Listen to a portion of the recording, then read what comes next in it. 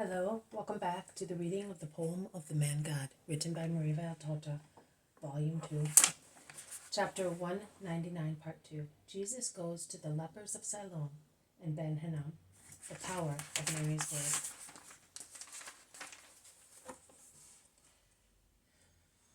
Jesus speaks.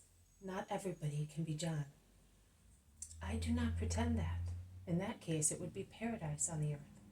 But see, you told me about the other John, a man who killed. But I feel sorry for him. Judas frightens me. Love him, Mother. Love him for my sake. Yes, son, I will. But not even my love will serve. It will only make me suffer and make him guilty. Oh, why did he come to you? He upsets everybody. He offends Peter, who deserves all respect. Yes, Peter is very good. I would do anything for him because he deserves it.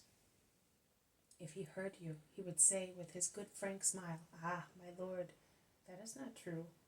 And he would be right. Why, Mother? But Jesus smiles because he has already understood. Because you are not satisfying him by giving him a son. He told me all his hopes, his desires, and your refusals. And did he not tell you the reasons, justifying them? Yes, he did, and he added, "It is true, but I am a man, a poor man. Jesus persists in seeing a great man in me, but I know that I am a poor fellow, and so he could give me a child. I got married to have them, and I will die without any." And he said, pointing at the boy who, delighted because of the lovely dress bought by Peter, had kissed him, saying, "Beloved Father," he said, "See, when this little creature, whom only 10 days ago I did not know, says that to me, I feel that I become softer than butter and sweeter than honey, and I weep because every day that goes by takes this child away from me." Mary becomes silent, watching Jesus, studying his face, waiting for a word. But Jesus has placed his elbow on his knee, resting his head in his hand, and is silent, looking at the great expanse of the orchard. Mary takes his hand, and caressing it, she says, "Simon has this great desire. When I went with him, he did nothing but speak to me about it, and his reasons are so good that I could say nothing to keep him quiet. They are the same reasons that all women and mothers think of. The boy is not strong. If he were as strong as you were, he could have faced the life of a disciple without any fear. But he is so thin. He is very intelligent, very good, but nothing more.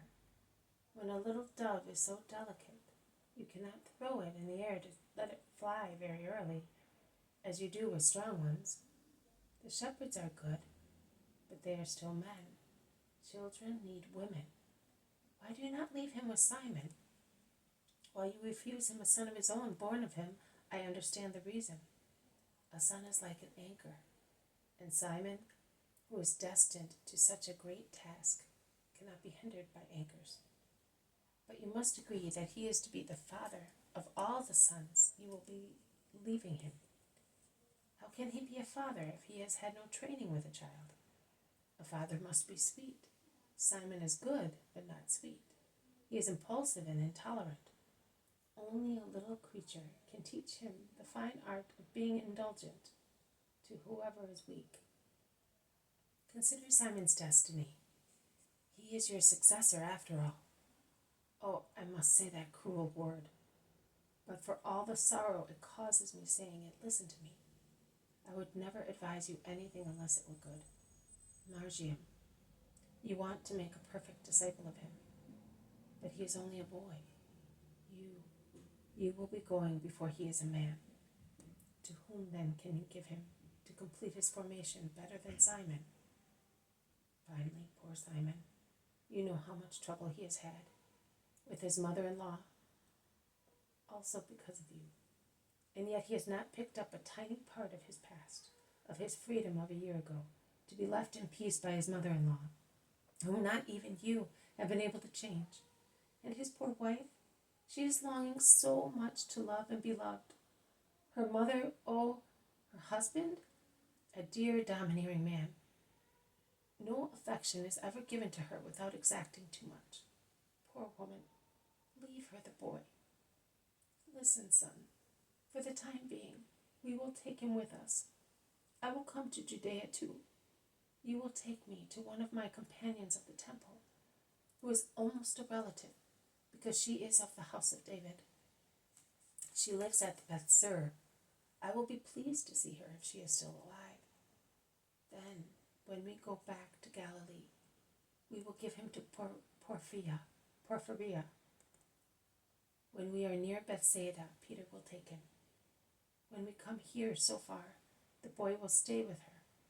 Ah, you are smiling now. So you are going to please your mother? Thank you, my Jesus. Yes, let it be done as you wish. Jesus stands up and calls out loud, Simon of Jonas, come here. Peter starts and rushes down the steps. What do you want, Master? Come here, you usurper and corrupter. Me? Why? What have I done, Lord? You have corrupted my mother. That is why you wanted to be alone. What shall I do with you?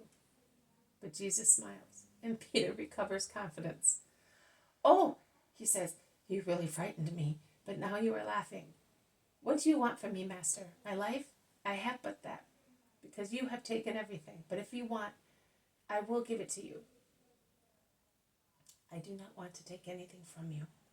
I want to give you something. But do not take advantage of your victory, and do not disclose the secret to the others.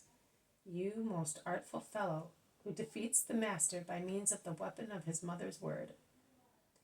You will have the boy, but Jesus can say no more, because Peter, who has knelt down, bounces to his feet and kisses the master with such delight that he makes the words die on his lips. Thank her, not me, but remember that this must be of assistance to you, not an impediment. My Lord, you will not have to repent of the gift. Oh, Mary, may you all be always blessed, you holy and good. And Peter, who has fallen on his knees again, weeps, kissing Mary's hand. This has been a reading from the poem of the Man God, written by Maria Valtorta, Volume 2. Chapter 199, Part 2. Jesus goes to the lepers of Siloam and Ben Hinnom. The power of Mary's word.